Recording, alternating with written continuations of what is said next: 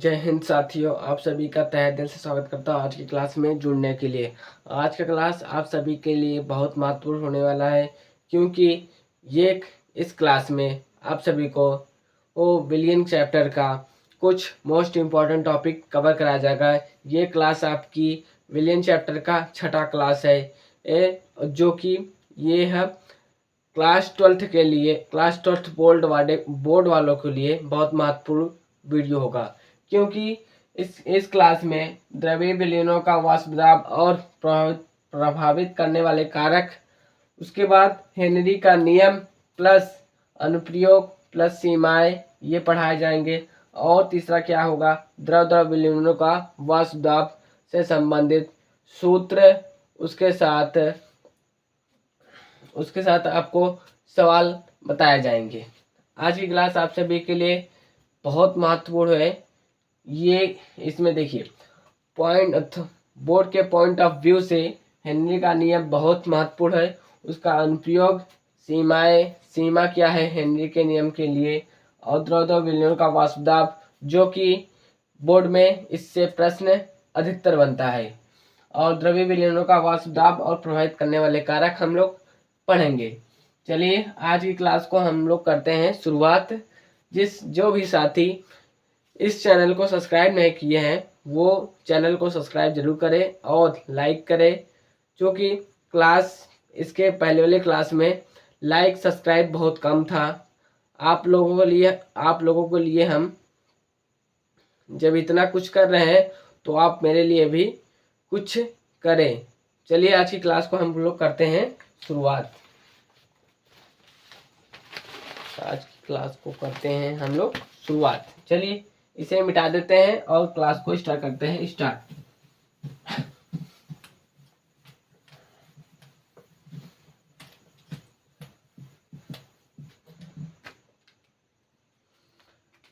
क्या है पहला टॉपिक, द्रवीय विलयनों का वाष्पदाब। अब देखो, द्रवीय विलयनों का मतलब क्या होता है। देखिए, ये एक बर्तन है, ये एक बर्तन हो गया। इसमें विलयन मतलब जानते हो, विलयन में दो चीज होता है, एक विलेय होता है, एक विलायक होता है। और द्रवीय विलयन मतलब क्या है कि उसमें विलेय भी द्रव में है, विलायक भी द्रव है। ये मान लीजिए ये द्रव विलायक हो गया, ये क्या है, ये द्रव है, तरल पदार्थ है, और इसमें हमने फिर द्रव ही पदार्थ अंदर से डाल दी है। दोनों क्या है, द्रव है, दोनों क्या है, द्रव पदार्थ है। और देखिए वाष्प का मतलब है कि ये इस बर्तन को हम पहले ढक देते हैं। ये मान लीजिए ये बर्तन क्या है, ढका है, यह बर्तन क्या है, बंद है। वाष्प मतलब वाष्प मतलब क्या था, वायु बन के ये द्रव, वाष्प मतलब वायु बन के बाहर निकले। दाब मतलब प्रेशर द्वारा। जब ये पदार्थ वाष्प के रूप में बने तो उसे हम प्रेशर द्वारा ठंडा कर सके, ठंडा करके उसे पुनः द्रव में बना सके, उसी को कहते हैं द्रवीय विलयनों का वाष्पदाब। मतलब क्या है समझे, मतलब कि मान लीजिए ये विलयन है, द्रव का एक विलयन है, जिसको हम एक निश्चित ताप पर गर्म करेंगे और यह बर्तन क्या रहेगा, ढका रहेगा। जब इसे निश्चित ताप पे गर्म करेंगे तो इसके द्रव क्या करेंगे, वाष्पित होंगे। वाष्पित मतलब द्रव भाप बन के उड़ने लगेगा, लेकिन ये बर्तन क्या रहेगा, ढका रहेगा। ये बर्तन क्या रहेगा, वाष्प ही हो रहा है। और दाब, जब ये इसके बर्तन जो ढक्कन इससे ढका रहेगा, वो दाब लगाएगा ना, प्रेशर लगाएंगे, वो इसके वाष्प को बाहर नहीं निकलने देगा। तो बर्तन जब ठंडा होगा कुछ देर बाद, तो इसके जो इसके द्रव होंगे, वाष्प बने होंगे, वो द्रव ढक्कन पे जाकर चपक के ठंडा होकर फिर पुनः द्रव के रूप में परिवर्तित हो जाता है। इस प्रक्रिया को संघनन प्रक्रिया कहते हैं। इसी को ही द्रवीय विलयनों का वाष्पदाब कहते हैं। बस यही आपको समझाना था, आप लोगों को समझ में आ गया होगा। चलिए हम इसकी परिभाषा लिख देते हैं। परिभाषा क्या कहता है, किसी विलयन में किसी विलयन में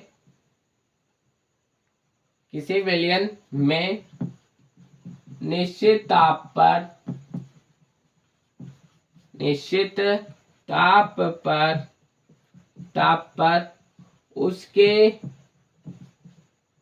अवयव को बंद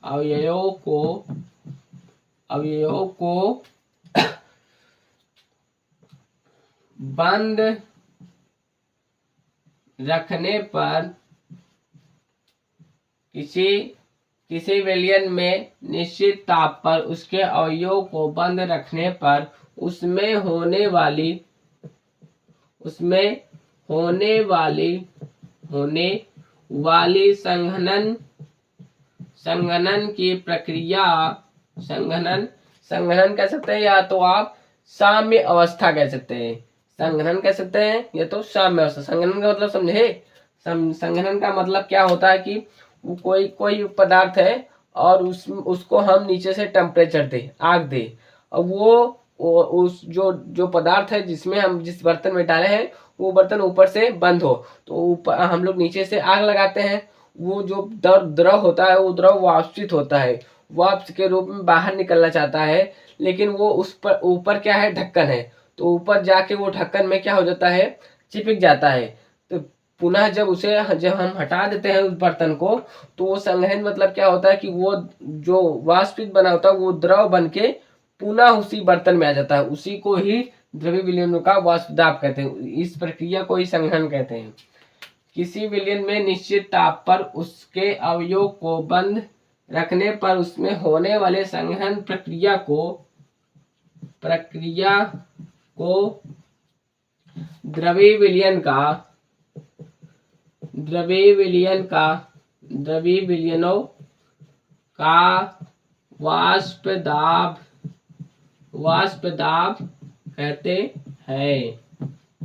वाष्प दाब कहते हैं। चलिए देखिए अब दूसरा देख लेते हैं हम लोग, इसी से रिलेटेड मिलता जुलता। वाष्प दाब को प्रभावित करने वाले कारक, वाष्प दाब को प्रभावित करने वाले कारक कौन कौन से कारक है जो वाष्प दाब को प्रभावित करते हैं? करने वाले कारक, देखिए वाष्प दाब को प्रभावित करने वाले निम्नलिखित दो ही कारक हैं। वाष्प दाब को प्रभावित करने वाले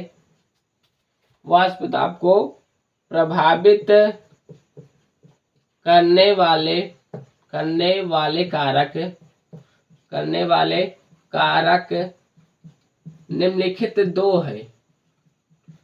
निम्नलिखित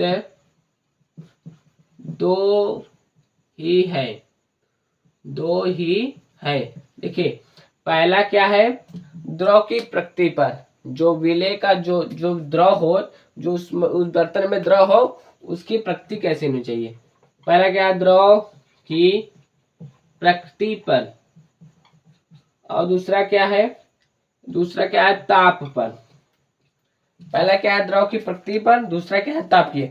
अब द्रव की प्रकृति मतलब देखिए, अब वो द्रव की प्रकृति कैसी होनी चाहिए। देखिए वो जो द्रव हो उसके आकर्षण बल, मतलब उसमें जो द्रव है उसके जो आकर्षण बल होते हैं, जो उसके अवयव है जो एक दूसरे से अधिक तरीके से टकरा रहे हैं, उसमें टकराव कम होना चाहिए। आकर्षण बल मतलब उससे बंधे हुए कम होना चाहिए, ताकि उन्हें हम लोग तोड़ सके। ताप देने पर वो एक दूसरे से टूट सके, अधिक ज्यादा लड़के टूट सके, उसी को कहते हैं आकर्षण बल कहते हैं। अब ताप द्वारा कैसे हो गए, अब अगर हम अधिक द्रव है, अब अधिक ताप बढ़ाएंगे, ताप अगर ज्यादा बढ़ाएंगे तो उसमें द्रव्य विलयनों का वाष्प दाब अधिक बढ़ेगा। क्यों अधिक बढ़ेगा, अभी तो ये पूरी प्रक्रिया ताप पर ही तो हो रही ना। अगर ताप को अधिक बढ़ाएंगे तो द्रव्य विलयनों का वाष्प दाब भी अधिक तीव्र गति से बढ़ेगा। चलिए हम लोग इसे देख लेते हैं।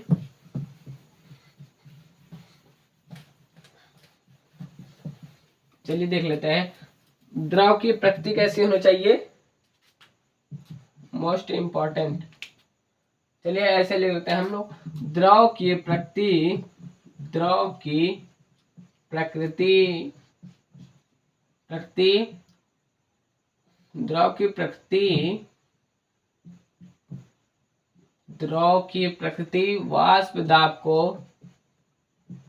वाष्प दाब द्रव की प्रकृति दुर्बल आकर्षण द्रव की प्रकृति में दुर्बल आकर्षण बल होना चाहिए जो वाष्प दाब को अत्यधिक प्रभावित करता है मतलब अत्यधिक अत्यधिक द्रव वाष्प होकर पुनः द्रव के रूप में परिवर्तित हो जाता है, प्रभावित करता है। अब देखिए दूसरा क्या है, ताप बढ़ाने पर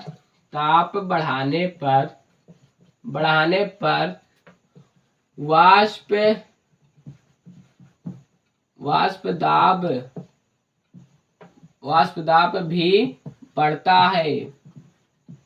ताप बढ़ाने पर वाष्प दाब भी बढ़ता है।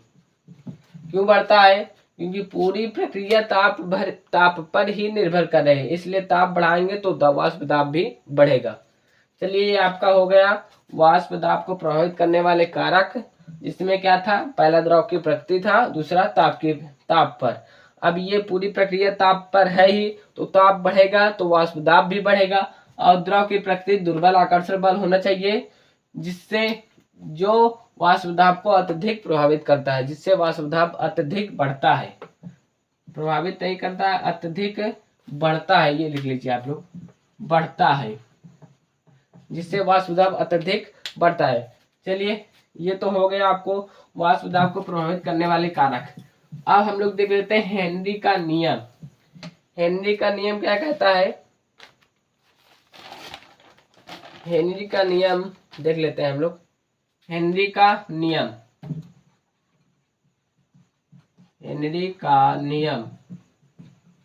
देखिए, हेनरी का नियम। अब हेनरी का नियम किस पे आधारित है? हेनरी का नियम गैस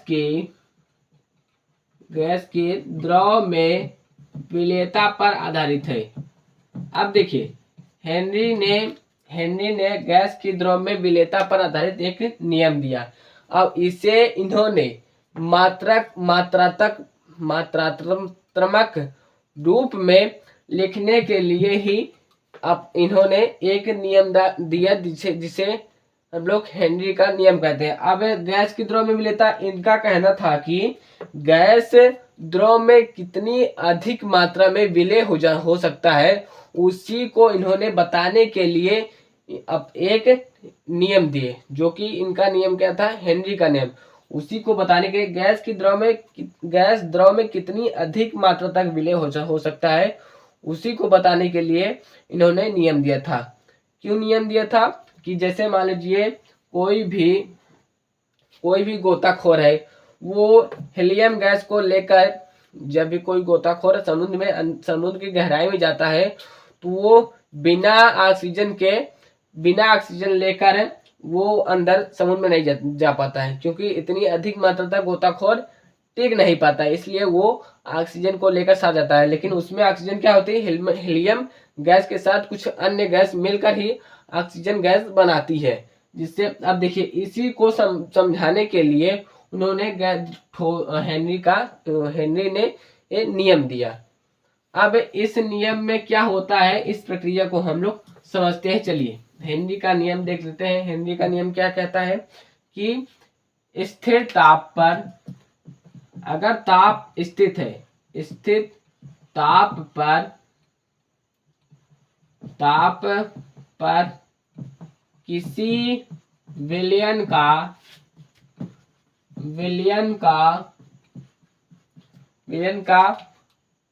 के अवयव का आंशिक दाब विलयन विलयन के अवयव का आंशिक आंशिक दाब उसके उसके अवयव के मोल अंश के बराबर होता है। मोल अंश के बराबर होता है। उसके अवयव के या गैस के अवयव के उसके दाब गैस के, क्योंकि गैस की बात हो रही ना, तो गैस के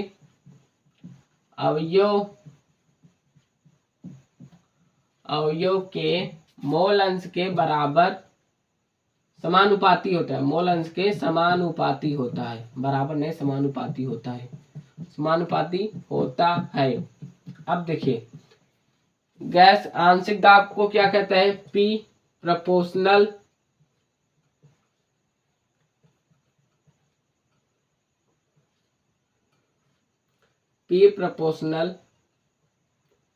x gas, P proportional x gas. अब देखिए यही कह रहा है ना कि स्थिर ताप पर अगर ताप स्थित है तो किसी विलयन के अवयव का आंशिक दाब विलयन में जो अवयव, चाहे वो विलय हो चाहे विलायक हो, उसका आंशिक दाब गैस के अवयव के मोल अंश के समानुपाती होता है। उसमें जो गैस मिली है उसके विलय के, गैस एक प्रकार से विलय है, विलय के मोल अंश के समानुपाती होते है। देखिए P प्रोपोर्शनल एक्स गैस। अब देखिए P बराबर के एच एक्स गैस होगी। क्योंकि ये गैस की द्रव में विलेयता के आधारित पर हेनरी ने नियम दिया है, तो इसलिए गैस हो जाएगा यहाँ पर। देखिए अब इसे हम लोग क्या कैसे लिख सकते हैं? अगर हमें एक्स गैस निकालना हो तो P बटे के एच हो जाता है। अब देखिए जहां में लिख लेते हैं, जहां क्या है? P क्या है? P क्या है? आंशिक दाब है। P क्या है? आंशिक दाब है। और के एच क्या है?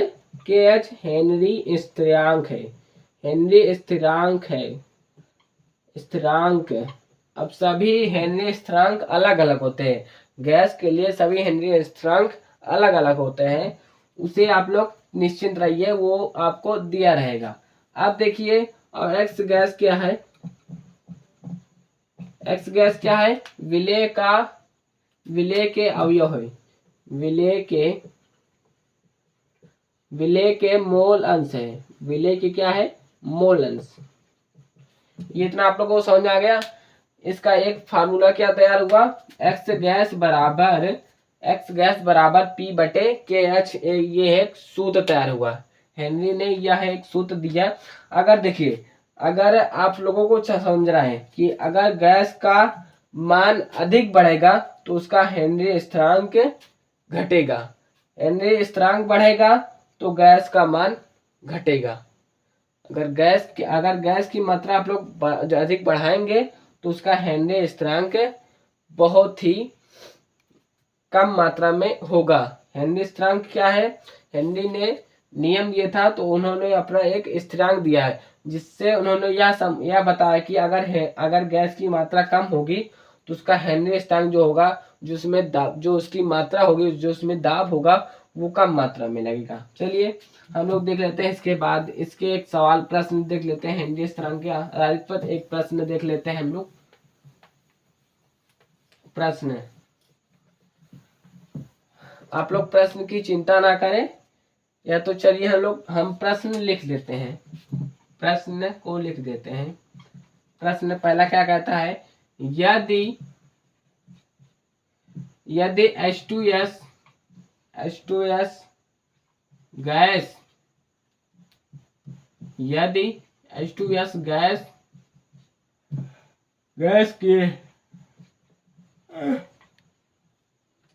गैस की H2O में स्टैंडर्ड टेम्परेचर प्रेशर पर साधारण ताप पर आंशिक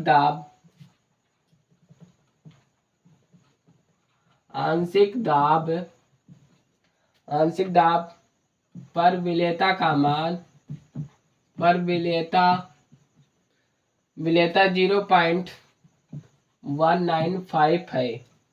विलेयता कितनी है? 0.195 है, ग्राम है। तो हेनरी स्थिरांक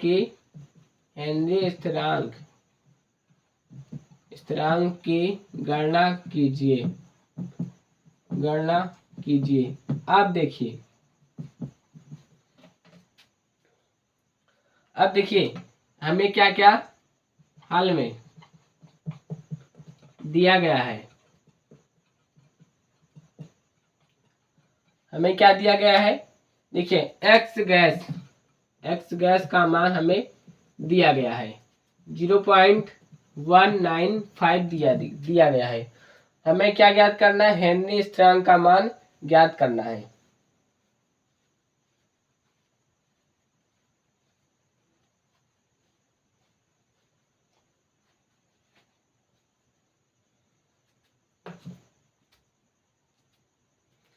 देखिए हमें एक्स गैस, इसका तो विलेय का मान दिया है, लेकिन विलायक जिसके हमें ज्ञात करना है, क्या ज्ञात करना है? यदि H2S गैस की H2O में साधारण ताप पर प्रेशर दाब आंशिक दाब पर विलेयता 0.95 ग्राम है तो हेनरी स्थिरांक की गणना कीजिए। बस यही आपको ज्ञात करना है H2O के लिए।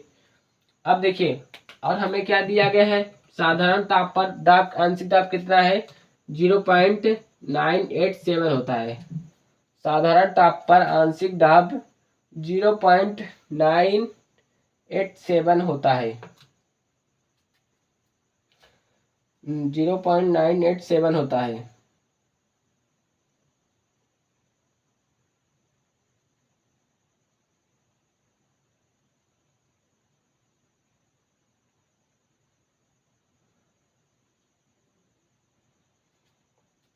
देखिए ये तो हो गया। देखिए इसका मान ये दिया है जल का, एक्स जल का मान दिया है हमें। कितना दिया गया? 0.195। ये तो इतना दिया है एक्स का मान। जल का नहीं है यार, गैस का ही है। इसका मान कितना था? 0.195। ये मान दिया है आपका, प्रेशर भी दिया है।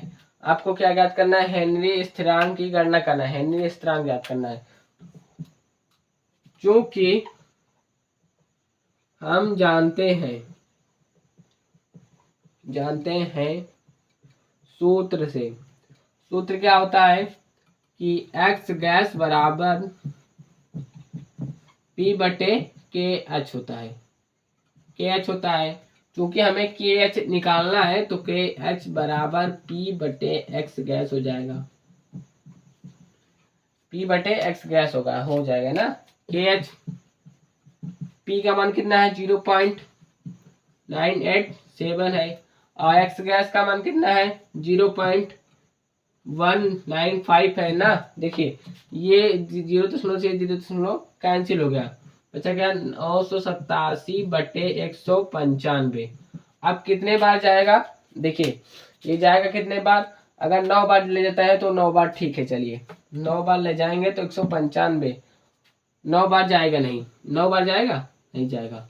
9 पचे 45 के 5 हासिल लगा 4, 9 9 81, 81 4 50, 81 4 50 5 हासिल लगा 8, 9 के 9 9 8 17, बहुत ज़्यादा हो जाएगा। 9 बार 9 एक बार ले जाइए, एक बार नहीं 3 बार ले जाइए, 3 बार।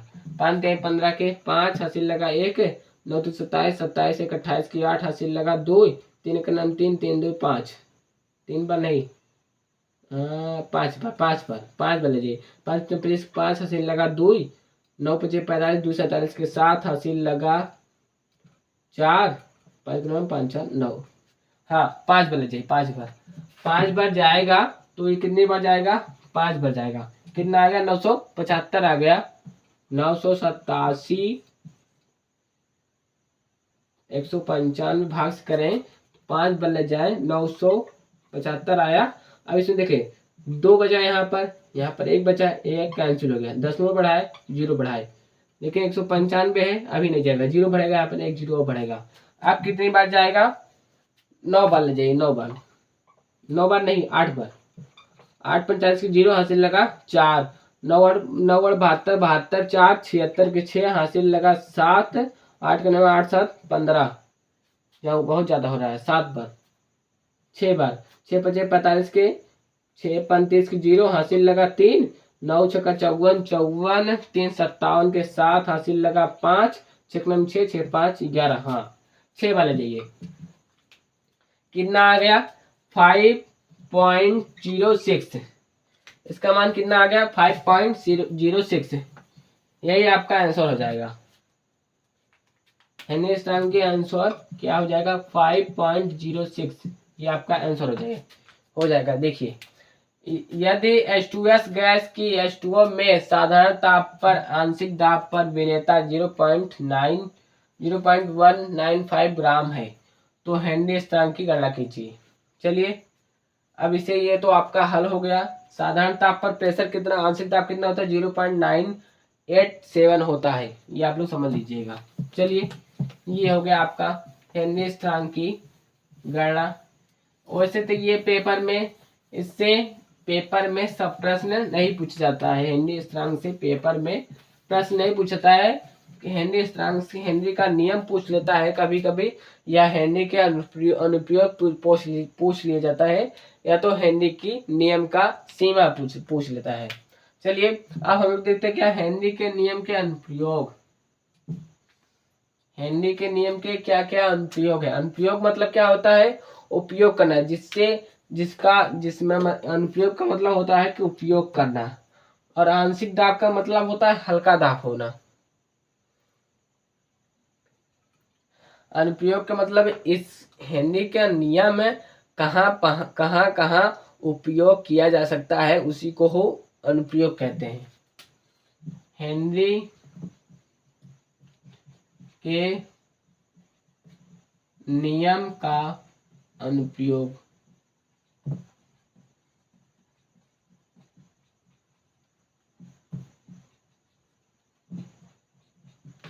हेनरी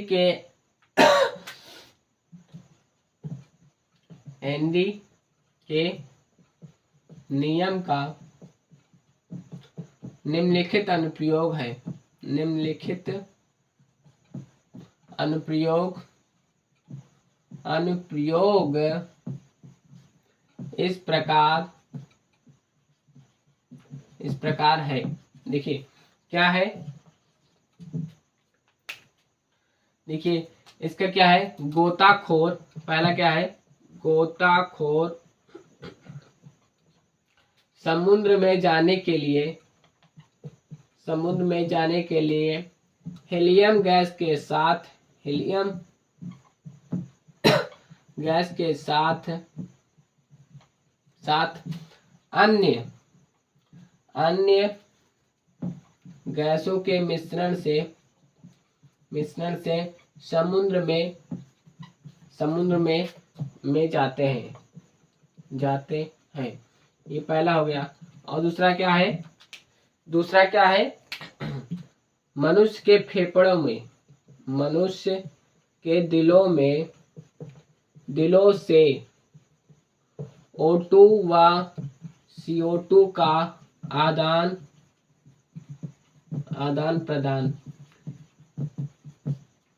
प्रदान होना।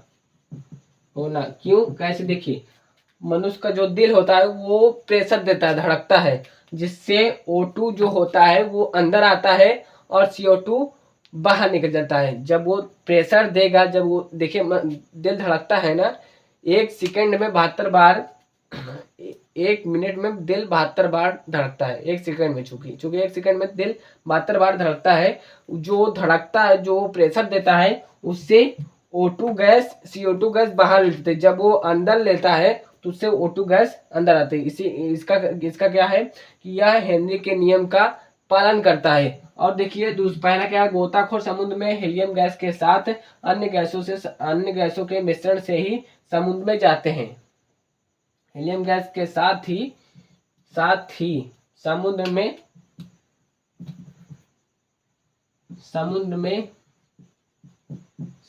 जाते हैं। समुद्र में जाते हैं कैसे, देखिए गोताखोर जब हीलियम गैस को साथ लेंगे तो जो पानी होता है वो प्रेशर देता है, वो उसे ऊपर फेंकने की कोशिश करता है, लेकिन वो गैस लिया रहता है। क्यों लिया रहता है? क्योंकि उसमें पानी में जाने के लिए उसे ऑक्सीजन की जरूरत, आवश्यकता बहुत अधिक होती है, इसलिए वो गैस लेकर जाता है। CO आप देखिए। और तीसरा क्या है, CO2 गैस को सोडा वाटर में अधिक दाब पर भरना। देखिए ये सबसे अधिक प्रयोग होने वाला ये सबसे अधिक प्रयोग होता है जो कि हेनरी का नियम का पालन करता है। CO2 गैस लीजिए। अब सोडा वाटर देखिए जो ठंडा होता है उसमें CO2 गैस को भर जाता है ताकि वो एक प्रेशर बना सकते हैं, जिससे जो हम लोग ठंडा पीते हैं उसे पीने से एक आनंद मिलता है। क्यों आनंद मिलता है? क्योंकि CO2 गैस उसमें भरा जाता है। ये भी हेनरी का नियम का पालन करता है, इसका मतलब ये है। ये इतना देख लीजिए आप लोग।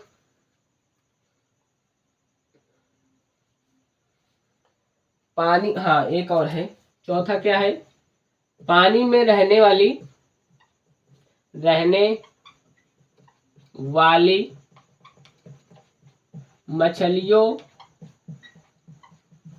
मछलियों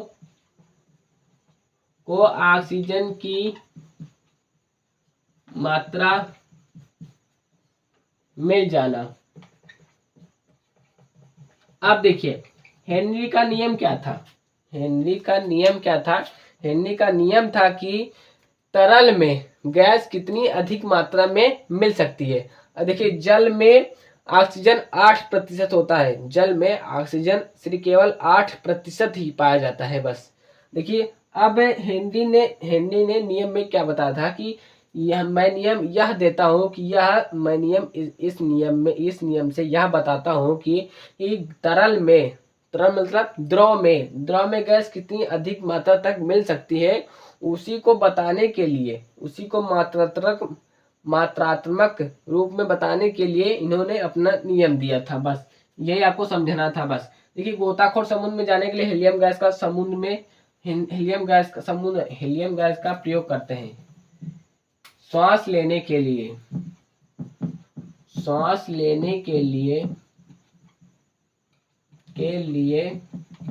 लेकर जाते हैं।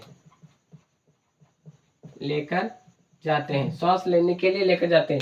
अब हीलियम गैस के साथ अन्य गैस भी समुद्र में लेकर जाएंगे ना, तो वो गैस जल में मिल जाती है, घुल जाती है, इसका ये मतलब होता है। अब देखिए मनुष्य के दिलों में O2 व CO2 का आदान प्रदान कैसे होता है? उसमें आंशिक दाब लगता है ना। देखिए दिल जो है आंशिक दाब धड़कता है, धड़कता का मतलब क्या होता है? वो प्रेशर लगाता है, जिससे O2 और CO2 का आदान प्रदान होता रहता है। मनुष्य में भी ये हेनरी का नियम पालन करता है। और CO2 गैस को सोडा वाटर में अधिक दाब पर भरना। CO2 गैस, सोडा वाटर है, जल होता है, सोडा वाटर एक प्रकार से जल होता है जो कि उसे ठंडा कहते हैं, जो हम लोग पीते हैं। उसमें CO2 गैस को अगर ना भरे तो वो पीने में आनंद ना दे, उसको अधिक प्रेशर दाब पे हम लोग सोडा वाटर में CO2 गैस को भरते हैं। ये भी हेनरी नियम का पालन करता है। और दूसरा देखिए पानी में रहने वाली मछलियों को भी O2 गैस की मात्रा ये अत्यधिक। अब देखिए पानी में भी गैस इतनी अधिक मात्रा में विलय होता है कि मछलियों को सांस लेने में कोई परेशानी नहीं होती है। यही आपको समझना था बस केवल।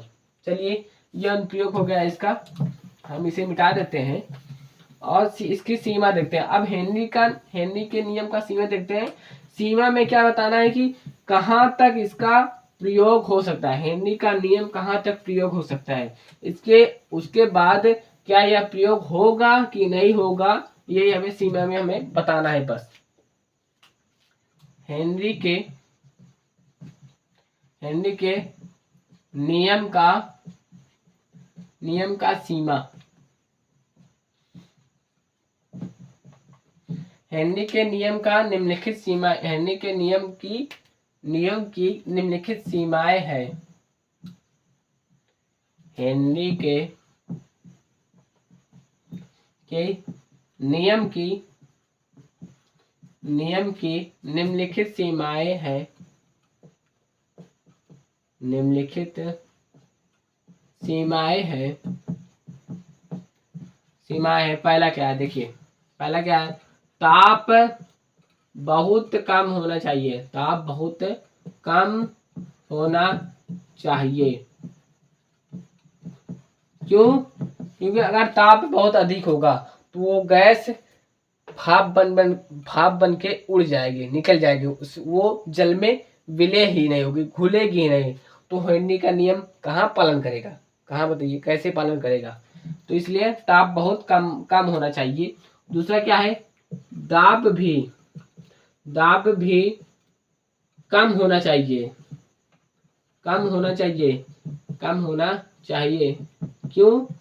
अब देखिए, अगर दाब भी अधिक मात्रा में लगाएंगे तो वो पूरी तरह से घुल जाएगी। तो पूरी तरह से घुलना नहीं है, आंशिक दाब होना चाहिए। आंशिक दाब, थोड़ा सा ही दाब लगाएं कि वो जल में विलय हो जाए, घुल जाए। हेनरी का नियम ये बताया कि आंशिक दाब पर, अगर ताप स्थिर है तो आंशिक दाब लगाने पर वो जल में, तरल में घुल जाता है। तो इसलिए दाब भी कम होना चाहिए। तीसरा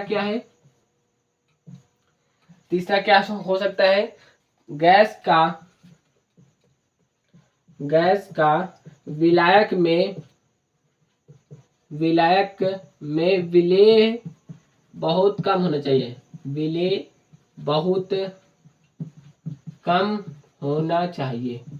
ये 3 चीजों का पालन करना जरूरी है, तभी तक हेनरी का नियम लगेगा, नहीं तो हेनरी का नियम लागू नहीं होगा। अगर ये 3 चीज का वो पदार्थ है, वो गैस या वो द्रव 3 चीजों का पालन करता है तो वहां पर हेनरी का नियम लागू होता है, अन्यथा हेनरी का नियम लागू नहीं होगा। चलिए, ये हेनरी के नियम की सीमाएं हो गई। ये बोर्ड के पेपर में बहुत जरूरी, बहुत अधिक मात्रा में पूछा जाता है, इसलिए आप लोग इसे ध्यान से पढ़ लीजिएगा। चलिए, हम इसे मिटा देते हैं और आगे चलते हैं।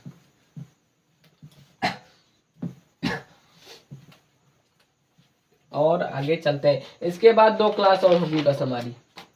इसके बाद 2 क्लास और होगी हमारी, इसके बाद 2 ही क्लास होगी जिसमें विलयन पूरी तरह से समाप्त हो जाए। उसके बाद हम लोग विद्युत रसायन दूसरा चैप्टर पढ़ेंगे। विलयन का क्या दूसरा चैप्टर पढ़ेंगे। चलिए, द्रव देख लेते हैं। द्रव विलयनों का वाष्प दाब। अब देखिए, एक निश्चित ताप पर, इसकी परिभाषा देखते हैं, उसके बाद इसका सूत्र देखेंगे। सूत्र के बाद हम लोग प्रश्न देखेंगे। एक निश्चित ताप पर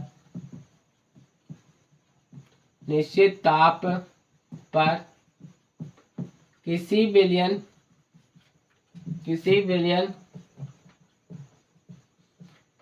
में उपस्थित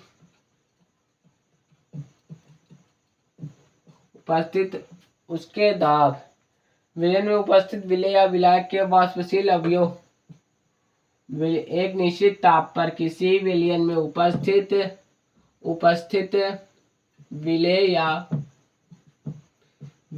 विलायक के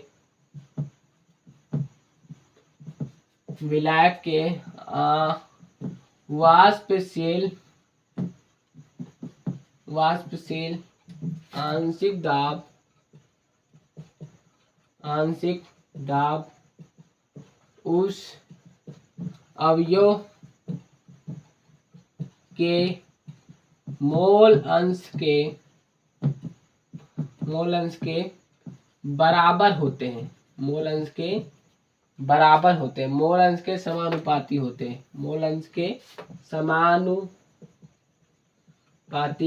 होते हैं। देखिए, हेनरी का नियम क्या था, वो केवल गैस के लिए था, गैस विलय के लिए था, लेकिन इसमें द्रव द्रव दोनों, मतलब जो विलयन है उसमें विलेय भी द्रव है और विलायक भी द्रव है। तो वो केवल गैस के लिए था, ये इसमें विलेय और विलायक दोनों के लिए है। तो इसलिए ये दोनों के समानुपाती होता है। अवयव, अवयव को क्यों उपयोग किया गया, क्योंकि इसमें विलेय के अवयव भी है और विलायक के अवयव है, इसलिए अवयव के मोल अंश के समानुपाती होता है। चलिए इसे देखते हैं क्या। P बराबर P proportional x A. X ए क्या है, विलेय के लिए। पहले हम लोग देख लेते हैं क्या, विलेय के लिए। विलेय के लिए अब देखिए P बराबर क्या हो जाता है, हो जाएगा P बराबर P नॉट एक्स ए हो जाएगा। देखिए ये समीकरण फर्स्ट हो गया। और दूसरा देख लेते हैं हम लोग, ये पहला हो गया, ये दूसरा क्या हो जाएगा, विलायक के लिए। विलायक के लिए, विलायक के लिए क्या होगा, देखिए विलायक के लिए अब P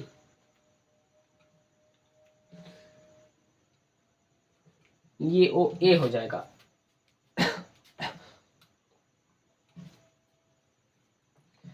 हाँ, चूंकि एक निश्चित दाब पर किसी विलयन में उपस्थित विलेय या विलायक के वाष्पशील आंशिक दाब, क्योंकि ये भी विलेय या विलायक का होगा, तो हम पहला विलेय के लिए कर रहे हैं, यहाँ पर भी पी ए प्रोपोर्शनल होगा। क्यों पी ए प्रोपोर्शनल होगा, इसलिए होगा क्योंकि हमें इसमें पूरा विलेय की ही बात करना है, इसलिए पी ए प्रोपोर्शनल होगा। पी ए ये भी होगा, पी ए ये भी होगा। अब इसे हम लोग आगे चल के बताएंगे कि क्या होता है। अब विलायक के लिए है तो पी बी प्रोपोर्शनल हो जाएगा, पी बी प्रोपोर्शनल हो जाएगा एक्स बी के। अब चूंकि हमें स्थिरांक हटाना है, इसे प्रोपोर्शनल समानुपाती को हटाना है, तो उसके लिए क्या क्या मिलेगा, P not B X B होगा। ये क्या हो जाएगा, समीकरण सेकंड हो जाएगा। अब देखिए, अब जहां में हम लोग लिख लेते हैं, जहां में क्या क्या कौन कौन क्या क्या है। देखिए जहां में लेते हैं, पहला क्या है, पी ए विलेय का आंशिक आंशिक आंशिक दाब है। पी बी क्या है, विलायक का विलायक का विलायक का आंशिक आंशिक दाब है। और क्या है, X A X B P not A P not B ना। एक्स ए का है विलेय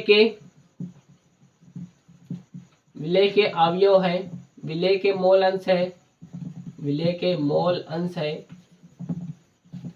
और एक्स बी क्या है, विलायक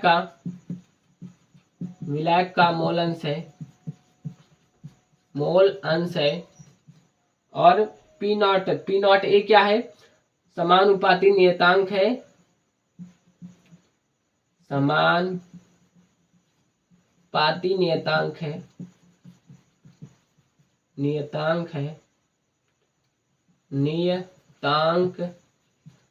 है। और ये भी पी नॉट बी समानुपाती नियतांक है। ये विलेय का है, ये विलायक का है, नियतांक है। देखिए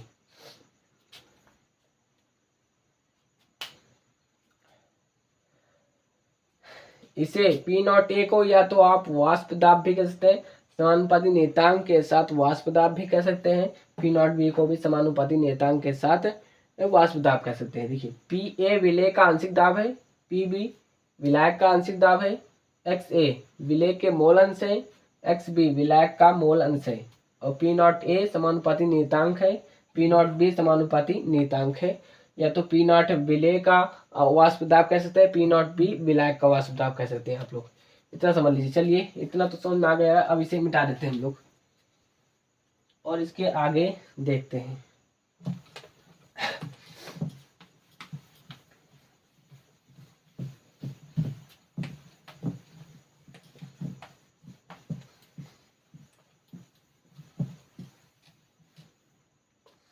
ये दोनों सूत्र आपको बहुत महत्वपूर्ण है। देखिए पहला क्या है, पी ए बराबर P not A X A, समीकरण फर्स्ट।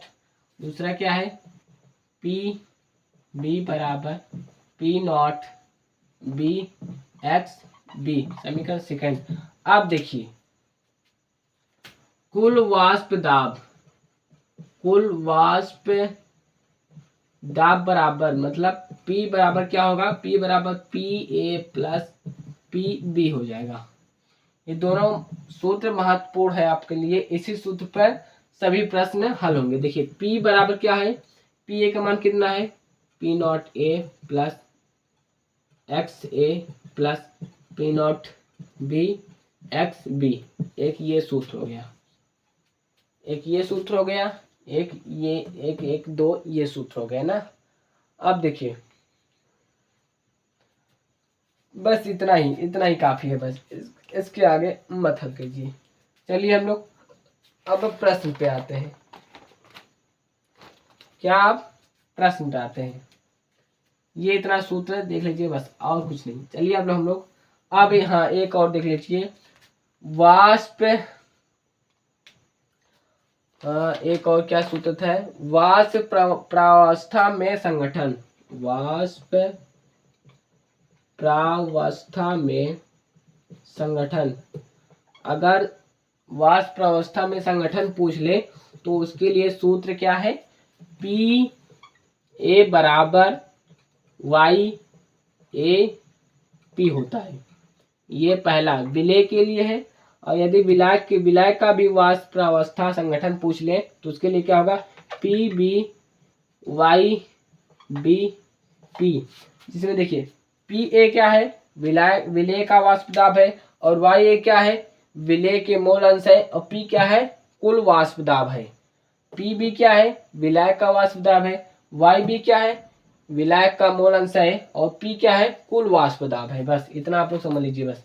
चलिए सूत्र हो गया ये इतना, ये पहला सूत्र ये है, दूसरा सूत्र ये है, समीकरण 1 और समीकरण 2 से कुल वाष्प दाब हम लोगों ने निकाल लिया, कुल वाष्प दाब का सूत्र निकाल लिया, ये हो गया। और यदि कभी हमें वाष्प प्रावस्था संगठन जाते एक शायरी आप सभी के लिए हो जाए कि तिनके तिनके में बिखरते चले गए, कि तिनके तिनके में बिखरते चले गए, तन्हाई की गहराइयों में उतरते चले गए, कि तिनके तिनके में बिखरते चले गए, तन्हाई की गहराइयों में उतरते चले गए। जन्नत थी हर शाम उन दोस्तों के साथ, कि जन्नत थी हर शाम उन दोस्तों के साथ, वो भी आज छोड़कर चले गए, कि जन्नत थी हर शाम उन दोस्तों के साथ, वो भी आज छोड़कर चले गए। जय हिंद साथियों, आप सभी का तहे दिल से धन्यवाद करता हूँ आज की क्लास में जुड़ने के लिए। धन्यवाद।